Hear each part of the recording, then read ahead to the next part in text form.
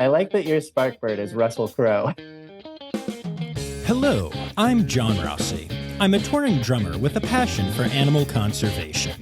When I'm on the road, I spend as much time as possible visiting zoos, aquariums, and conservation organizations. Now, I want to share those places with you.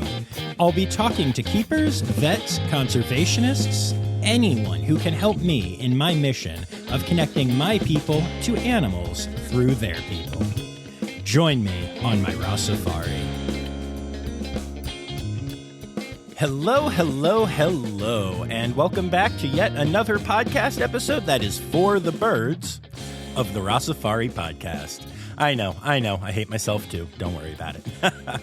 All right, so I have some really good news for you and some really bad news for you about this episode as we go into the first episode of 2023. So first of all, let me start off by saying Happy New Year, y'all. So today I'm bringing you an episode with Noah Strycker, who is a professional birder. Now, the term birder gets tossed around a lot if you are in the animal sphere on the interwebs, but I feel like, a lot of people know what it means. A lot of people don't know what it means. There's kind of a weird question about whether or not you may be a birder yourself. And so we're going to talk about a lot of that in this episode. And I think it's kind of interesting to see how much birding has taken off in the last couple of years. And Noah has some opinions on why that is as well. So Noah has written a book called Birding Basics, and it is one of those amazing National Geographic books with awesome pictures and great words and all the cool things. And Noah is a really good birder. I mean, obviously, as he is a professional, but he actually did something called a big year where he traveled around the world and saw a ton of bird species. How many? Well, you'll have to listen to find out. But it is a really, really cool story. And what I love about this whole episode is that it's not just talking about birds and birding and awesome species and all of that kind of stuff, but it's also a bit of a guide on how you can get started as a birder, as an amateur birder, and how you can become involved with things like the Christmas bird count. Well, I mean, that one's over now, but the next bird count that the Audubon Society does and all that good stuff. There are actually some apps and websites that can help you with all of this, and we get into all of that in the episode, and I'll include some links in the show notes as well. So that's the good news about this episode. It's really a cool episode and very interesting. The bad news about this episode is that in 2.5 years of creating this podcast, I have never encountered the amount of technical issues that I encountered while recording my interview with Noah. So I use an online application called CleanFeed to get good audio. It's why a lot of the remote interviews I do sound so much better than the standard Zoom interviews you hear on a lot of podcasts. And we hooked into CleanFeed and it just wasn't working. We couldn't hear each other. I don't know if it was them or Noah or me or what, but eventually we had to abandon CleanFeed and move to Zoom. And it was bad Zoom audio, even for bad Zoom audio. And so what I ended up doing, honestly, is there are just chunks of Noah's answers that were so bad that I didn't want to make you try to decipher them. So I deciphered them, and I just punch right into his answers occasionally with a few words that would have gotten distorted by the Zoom audio.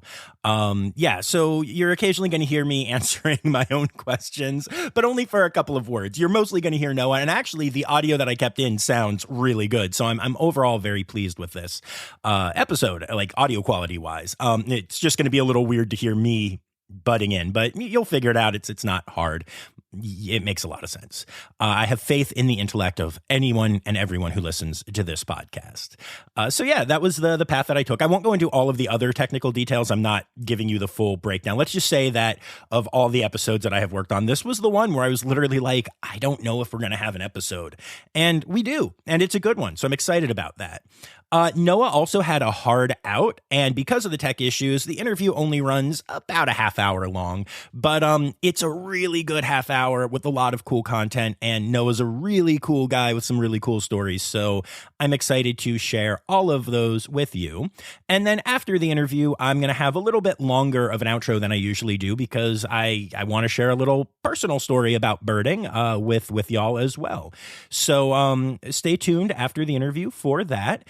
And don't forget to follow along on Instagram, Facebook, and Twitter at Rossifari, on TikTok at Rossifari Pod, all that good stuff. Make sure you hit subscribe, leave a rating, leave a review, all the things that you hear me say all the time. And now I'm going to stop doing that and instead say, here is my interview with Noah Strycker, professional birder and author of National Geographic's Birding Basics book.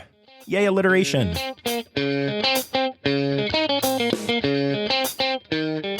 All right, so why don't we start off by you telling me who you are? He says, my name is Noah Strycker. And I am a professional birder. I study birds, I lead bird tours, and I write bird books. Amazing. How did you find out that was a profession? Just pretty much by experience. I never really set out to study birds as a living or a career. But back when I was 12 years old, here in Eugene, Oregon, my fifth grade teacher put a bird feeder on our classroom window, and she would stop class every time a new bird showed up and make us try to identify, was it like a black-capped chickadee or an evening grosbeak or a red-breasted nuthatch? And I just thought that was the coolest thing, that you could figure out different types of birds just by looking at them carefully. So that was the beginning of the long, slippery slope. That's really awesome. It's always cool when there's like a teacher that can encourage you or something like that. So what did you study to become a birder? Well, I initially got into birds for almost the collecting aspect, trying to see every bird in the field guide and building up my life list. For a birder, when you see a life bird, that's a species you've never seen before in your life. And you literally make a list of them all and try to collect them all. But eventually, you see all the birds that are at least common around the place where you live. And so then it becomes more about studying bird behavior and their personalities and trying to figure out why birds do what they do. It's not like they're some inanimate object that you're collecting. They're living, breathing creatures. And I really like that about birding. You can go to far-flung destinations and try to track down birds you've never seen before, or you can watch one common bird in your backyard all day long and try to interpret what it's doing. So just so I'm clear on this, you're a real life Pokemon collector. Oh, when that Pokemon Go craze happened a few years ago, birders were just like, well, yeah, this is what we've been doing all along, except it's like real life. That's awesome. So yeah, I feel like birding has gotten a lot of attention in the last couple of years, but that maybe people didn't know the term super well before that. So if you had to give an elevator pitch to someone who doesn't know the word, what is birding exactly? Birding as a verb tends to be a focused pursuit of birds for the sake of finding them. So it's a level beyond just bird watching, I suppose, where you're enjoying birds, but not necessarily trying to figure out what they are or going out of your house specifically for the purpose of observing them. Birding it's many things. It's a sport, it's a game, it's a lifestyle, it's a hobby, it's collecting, it's hunting, it's all of this stuff rolled into one with an element of gambling as well, because you never really know what you're going to find.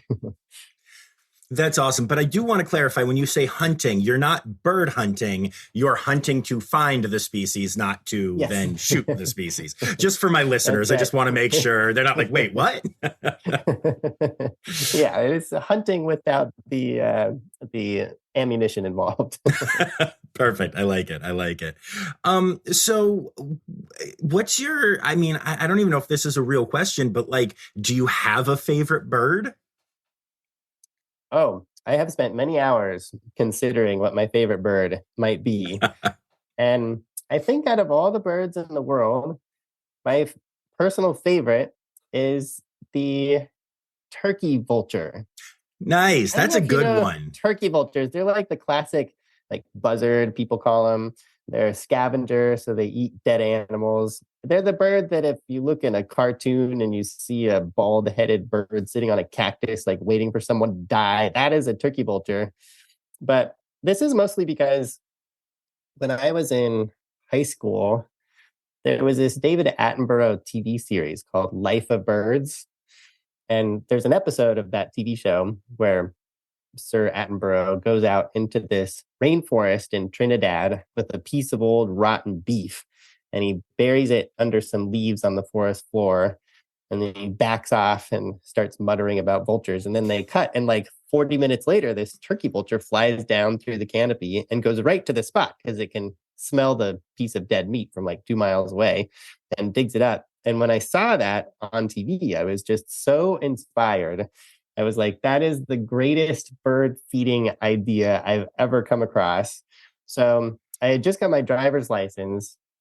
I was, what, 15 or 16. I went out with my 88 Volvo sedan that I just inherited, which had a really big trunk, and tracked down a full-size roadkill deer carcass, put that in the trunk, drove it back home, dumped it out at the edge of the front yard, and was like, hey, mom and dad, I'm going to see how many turkey vultures I can attract. And sure enough, the next day we had like 40 of them sitting on the roof of our house, and they hung around for the whole next week. It was amazing. It was truly the best bird feeder I've ever come up with.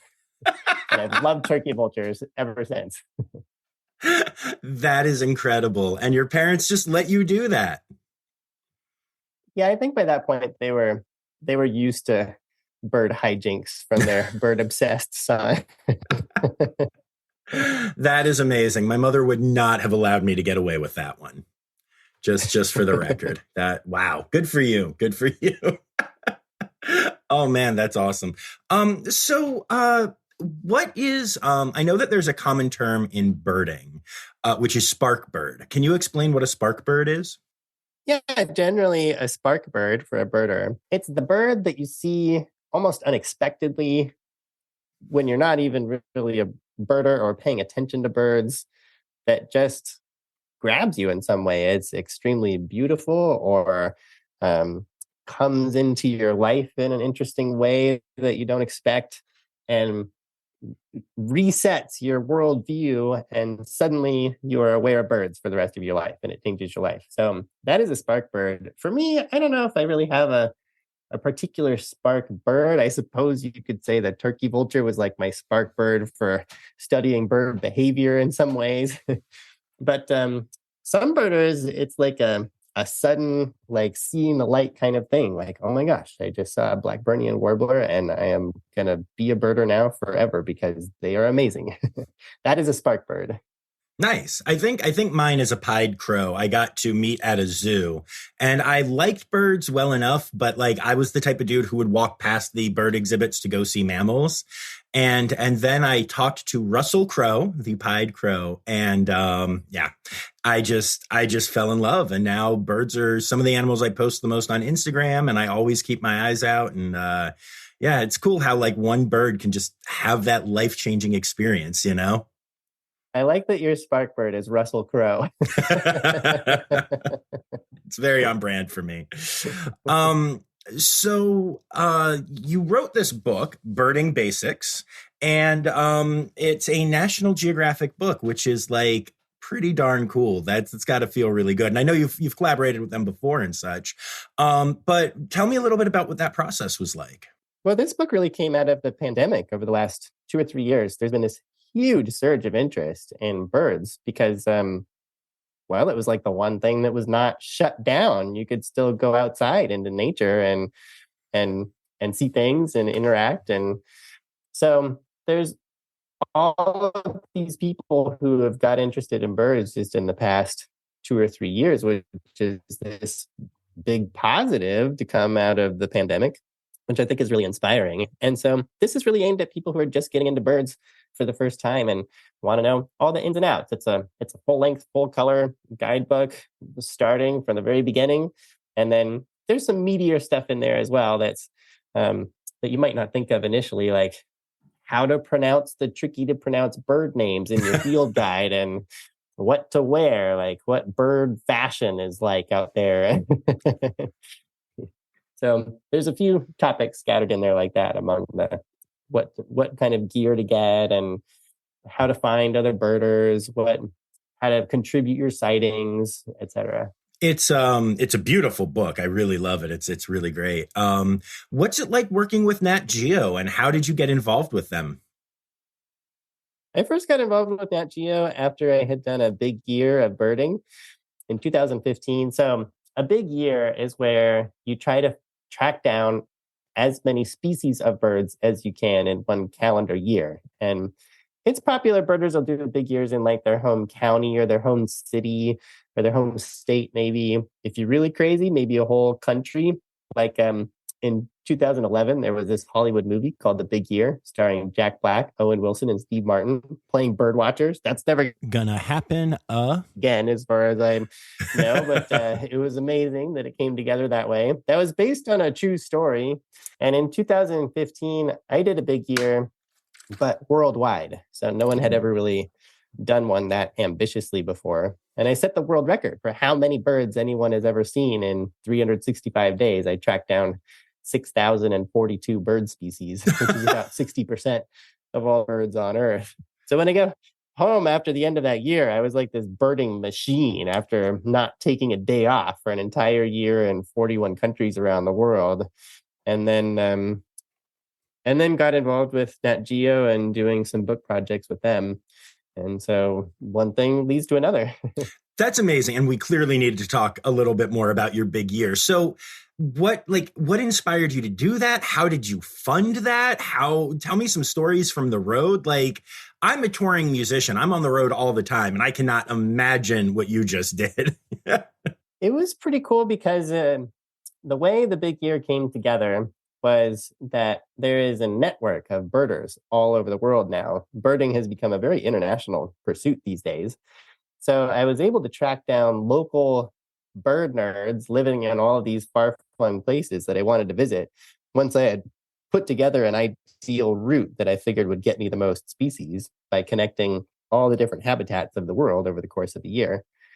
And so I would fly in to some place, Northwest Argentina, and have lined up a local birder that would pick me up at the airport. We'd go out, hit all the local hotspots. I'd usually stay at their house and then fly on to the next place. And so it was a whole year of not just seeing the birds of the world, but meeting the birders of the world, which in the end was almost the most memorable part of it, because I ended up meeting hundreds and hundreds of different birders all along the way.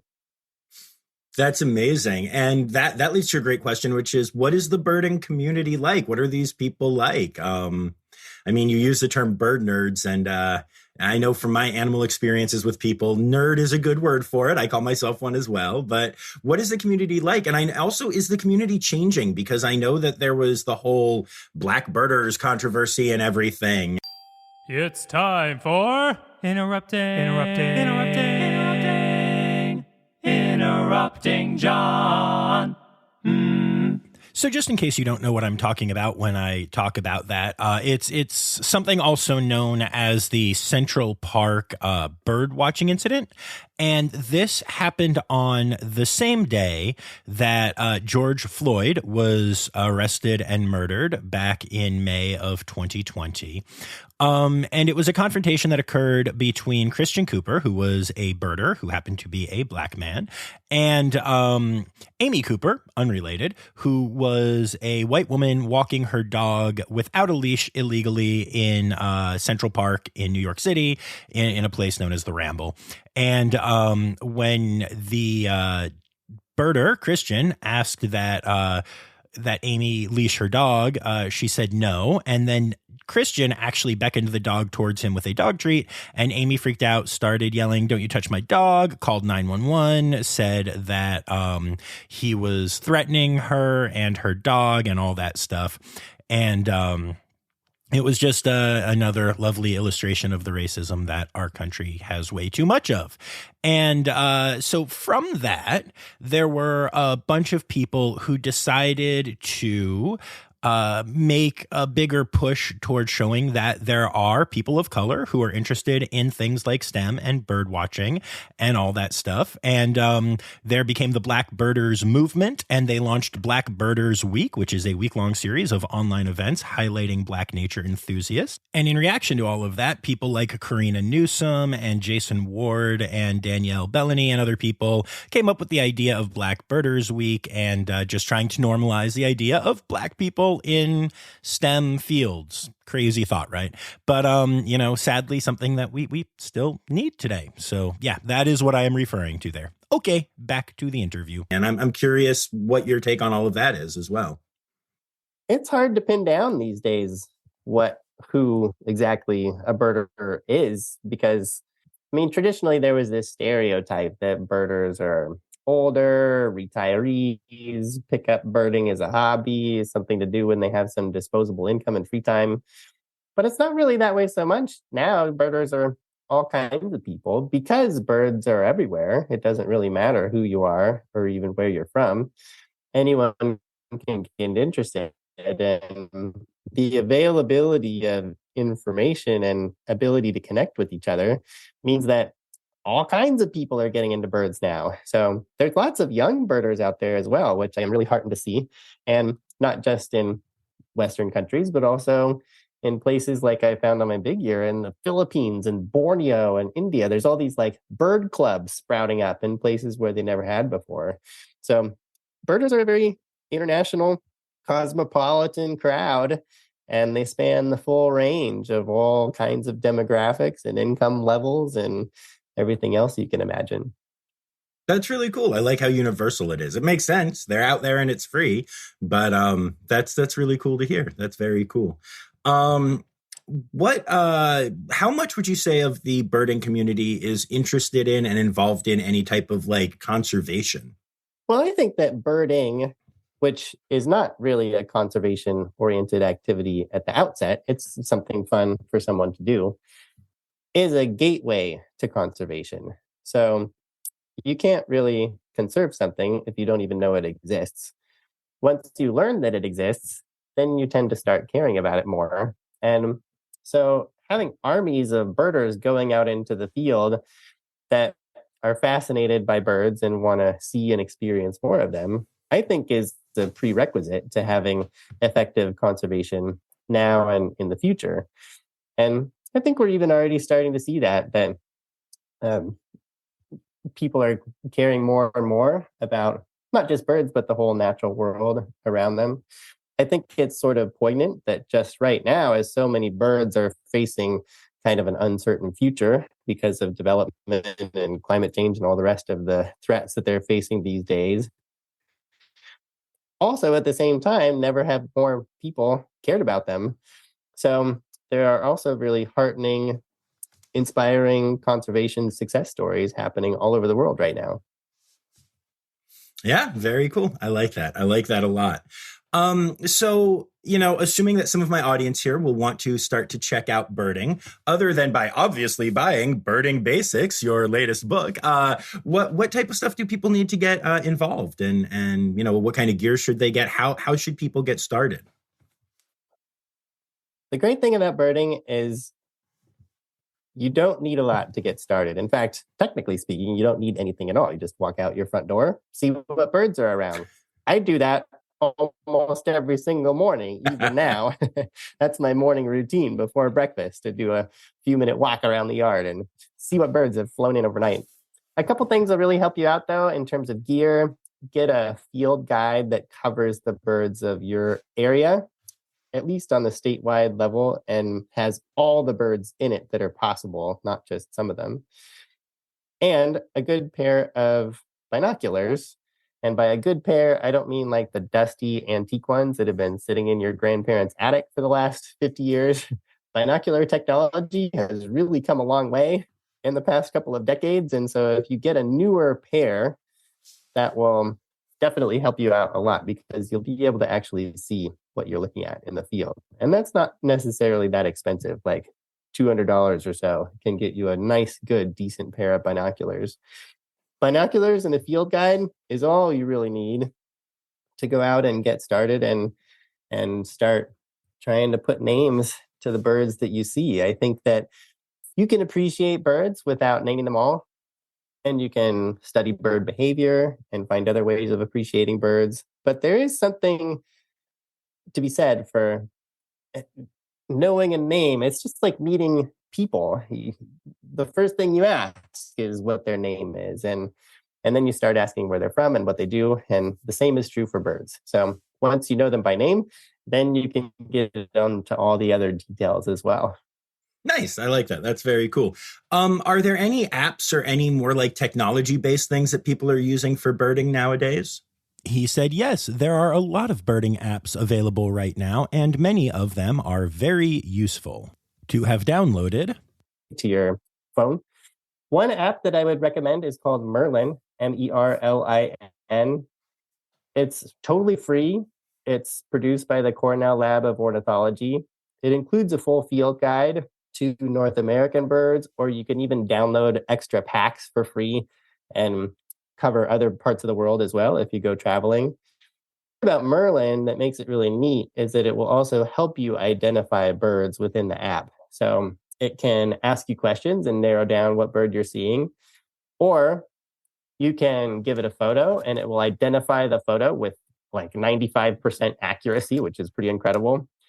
Or now you can even hold your phone up in the field when a bird is singing nearby, and it will take a pretty good guess at what bird is making a noise by analyzing the vocalization in real time. It's like Shazam for bird sounds.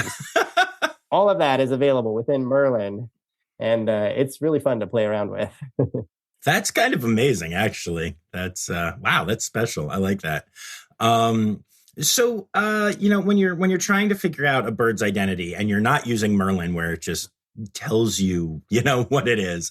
What do you use? Is it based on like their coloration or their size, or like kind of what steps do you take to figure out what birds you're seeing?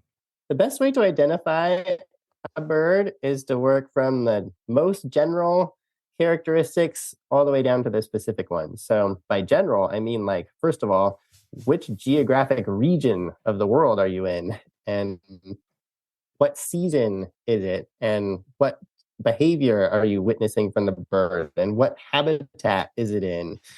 Those things alone will wipe out like most of the possibilities in the field guide. And then you get down to a set of birds that it really could be. And then you need to start looking at its appearance and size and shape. And then you get down to specific field marks. So like, does it have wing bars? Does it have an eye ring? Does it have a throat that contrasts with the rest of the body? And those you tend to start to get to know with experience over time by studying your field guide and then going out and trying to put the field marks to the birds. Vocalizations also really help. Birds are just as distinctive by ear as they are by sight. And so probably these days when I go out on a walk in the woods, especially, I'm doing most of the bird identification by ear. And then anything that sounds interesting, then I can go hone in on that one and try to get a look at it. Okay, that's cool. Very, very cool. So I know that I think we're in the middle of or have just started the Christmas bird count. Can you tell me a little bit about what that is and what bird counts are and how that works?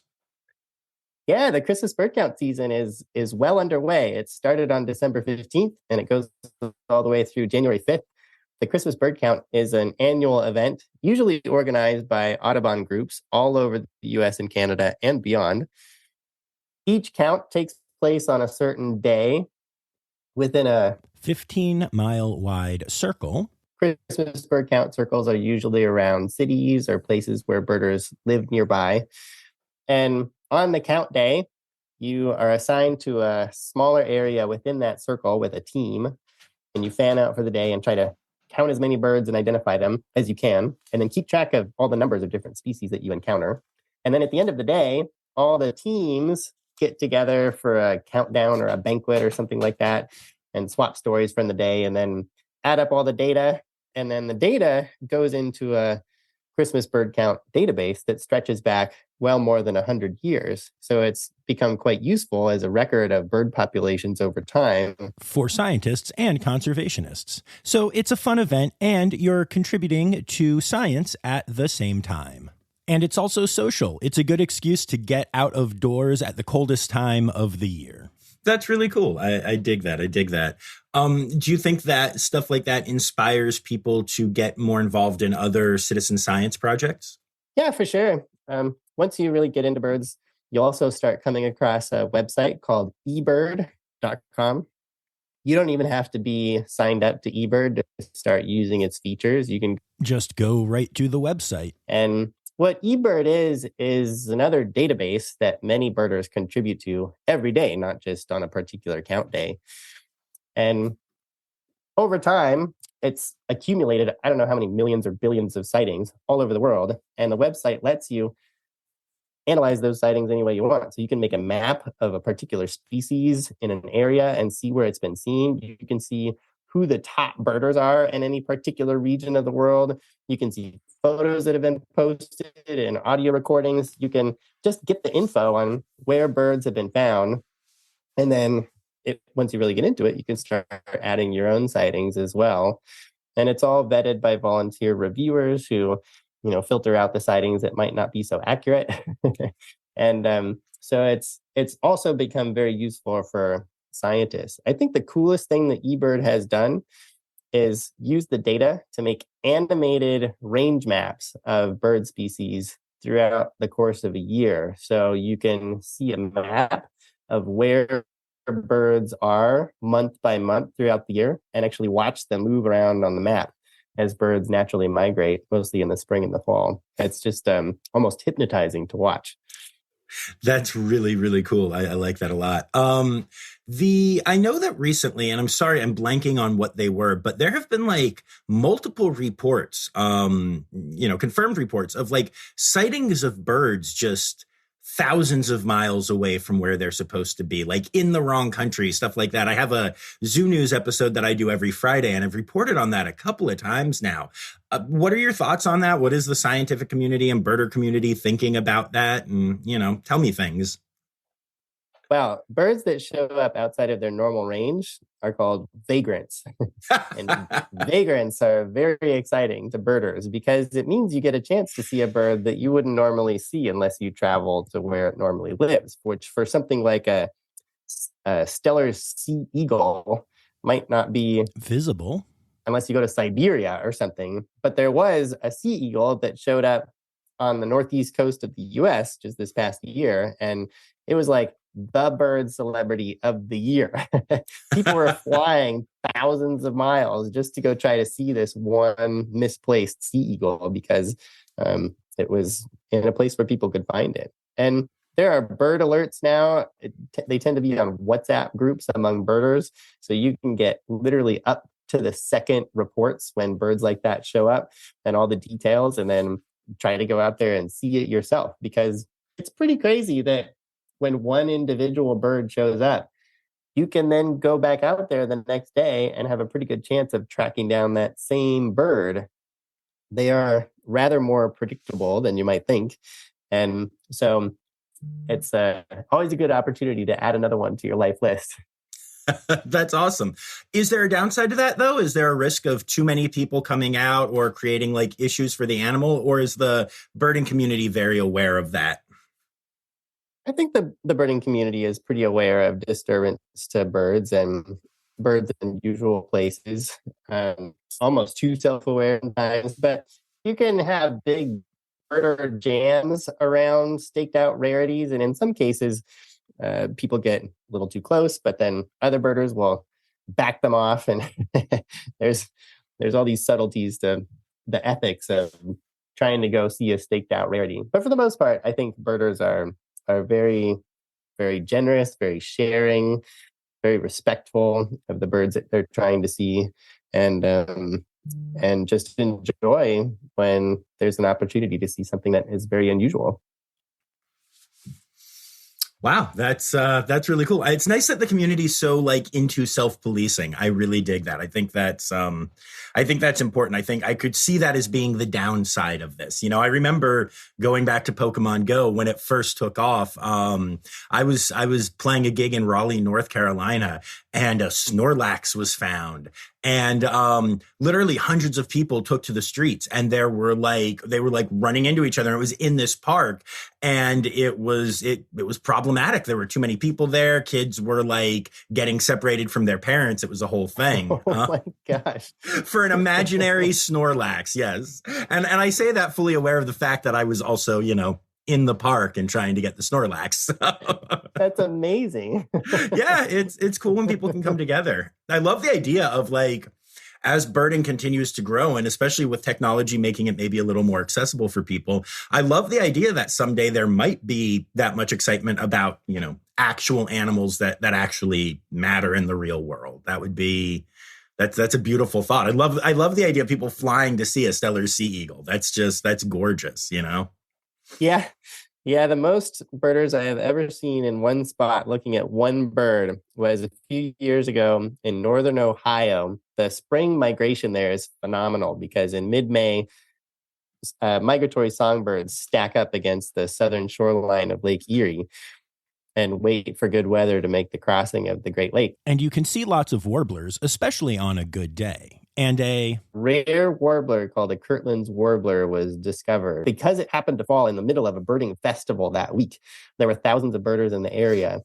And pretty soon I counted 750 birders standing in the same parking lot, all trying to look at one warbler that was like 3 inches long, flitting from tree to tree. And every time the warbler flew across the parking lot, there was this like herd of birders sloshing from one side of the parking lot to the other. It was crazy. It was as much birder watching as bird watching at that point.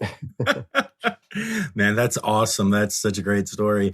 I know that we're winding down time-wise here, so I have two more questions for you. First of all, are there any conservation organizations that you'd like to give a shout out to? Oh, I think there are all kinds of conservation groups doing great work these days. I mean, the usual ones, the National Audubon Society here in the US. And the RSPB in England and the UK, which is the Royal Society for the Protection of Birds. There are smaller groups as well that are working on localized projects in different places. And those, I can't really go group by group as much as say that I really respect local conservation efforts because I think they're often most effective when they have buy-in from local people on the ground rather than a big international group coming in and like telling you this is how it's going to be. Anyway, I think it's again just inspiring that people all over are working on these different projects in different parts of the world and seeing great success in places and being able to bring back habitats that have been decimated and repopulate native bird populations. All of that is happening right now. So it's not all doom and gloom out there. I love that. It's time now, don't you know? We've come to the end of the show. But there's one tale left to go. You're gonna laugh and say, oh no. It's time for the Rossifari poop story. Well, I remember when I was little, I took a trip to Mexico. And in Mexico, there is a bird called a frigate bird. I don't know if you've seen pictures of birds in like, they're also in the Galapagos, a big bird that blows up a giant red throat pouch. Yes, under yes. its chin. Frigate birds are a kind of a weird one because they're big. They have like a several foot wingspan. They're not waterproof and they fly over the ocean, so they can fly for months at a time without ever landing. They can sleep in midair. They harass other birds for food. But because they mostly eat fish and they are a rather large bird, their guano, as bird poop is called, is rather runny and copious. And I just remember walking up this Mexican waterfront as like a little kid on spring break, and a frigate bird flew right overhead and then let loose, and it basically covered my entire left arm from the hand all the way up to the shoulder. It was dripping off. And now I have to be honest, when I look back at that episode, I think, actually, that's pretty cool. I can't think of that many people that have been pooped on by a frigate bird of all birds in the world. That is like the luckiest thing that could ever happen. Amazing. Well, thank you so much for taking the time to do this. Of course. Yeah, that's so fun chatting about birds. Have a good one.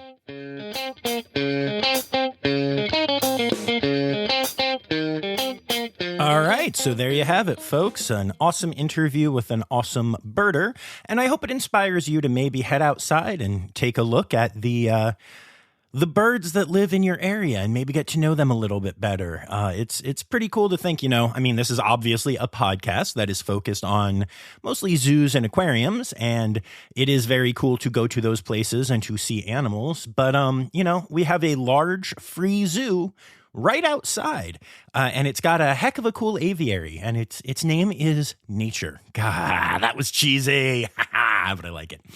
Anyway, the story that I wanted to share with y'all about all of this is that, you can actually kind of become a birder without even knowing that you're a birder. And this has happened to my mother, and I think it's really fascinating and really cool, and I just kind of wanted to share it quickly here. So a couple of years ago, my mom and dad really got into kayaking. They do a lot of it. They go out, they will travel just to kayak in places. And a big part of that became my mother got a camera with a really good zoom, and she started taking pictures of various birds. And early on, knowing that Zoe and I were very into animals, she would occasionally send me pictures and be like, what is this? What is that? Or she would just look them up online and try to figure it out herself. And it's gotten to the point where lately, whenever we talk and she's been kayaking, we end up having these long discussions about the various birds that she's seen and, how many times she's seen them before or not and all of that. And then she started to get involved with the Audubon bird count and submitting information through that and all of those things. And it was funny, as I was editing this episode, I texted my mom, and I was just completely out of the blue. And I was like, hey, question for you. Do you consider yourself a birder? And I thought it was really an interesting little conversation, because she was like, I guess so, even though I don't know too much, but more than many, I did participate in the Audubon Society's Christmas bird count.